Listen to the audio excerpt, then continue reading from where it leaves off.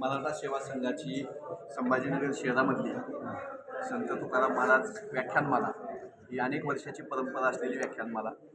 या व्याख्यानमालेमध्ये आज मला महाराष्ट्राचा सांस्कृतिक वारसा आणि महाराष्ट्राची सद्यस्थिती या विषयावर इथल्या मान्यवरांनी मला आज बोलावलं होतं. अनेक मंडळींच्या भेटी झाल्या, चर्चा झाल्या, संवाद झाला. महाराष्ट्राच्या समोर शेतकरी आत्महत्या, महिलांवरील वाढते अत्याचार, महाराष्ट्रामध्ये व्यसनाधीनता वाढते, महाराष्ट्रामधल्या प्राथमिक शिक्षणापासून उच्च शिक्षणापर्यंतचे प्रश्न आहेत.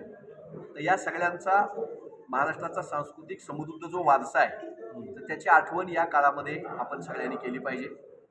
महात्मा ज्योतिबा फुले यांचा संघर्ष, सावित्रीबाई फुले यांचं शिक्षणाबद्दलचं काम, डॉक्टर बाबासाहेब आंबेडकरांनी सामाजिक न्यायासाठी केलेला संघर्ष, छत्रपती शिवाजी महाराजांनी 18 पगड जातीला सोबत घेऊन उभा केलेलं स्वराज्य, साने गुरुजींचा खरा तो एकची धर्म जगाला प्रेम अर्पावे, हा सगळा संदेश जो आहे हा समृद्ध वारसा माझ्या महाराष्ट्राचा आहे.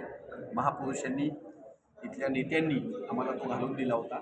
तो वारसा टिकला पाहिजे, त्या वारशावर काम झालं पाहिजे आणि आजच्या महाराष्ट्रामध्ये बंधुभाव टिकला पाहिजे. सामाजिक न्यायाची महाराष्ट्रामध्ये खूप मोठी कधी नव्हे ती गरज आहे. शेतकरी आत्महत्या होत आहेत, शाळाबाह्य मुलं महाराष्ट्रामध्ये मोठी दिसत आहेत.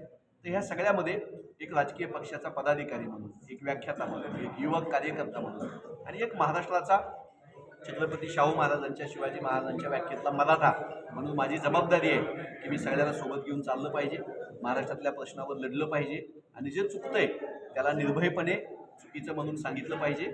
महाराष्ट्रामध्ये कर्जमाफी झाली पाहिजे, विद्यापीठामध्ये शिकणाऱ्या विद्यार्थ्यांना, संशोधन करणाऱ्या विद्यार्थ्यांना शिष्यवृत्ती मिळाली पाहिजे, शालेय पोषण आहार असो की संजय गांधी निराधार योजना असो, ज्या जनकल्याणाच्या योजना आहेत त्यांनी टिकल्या पाहिजे, नीट राबवल्या पाहिजे, भ्रष्टाचार कमी झाला पाहिजे, ही आम्हा सामान्य महाराष्ट्रातल्या लोकांची भावना आहे.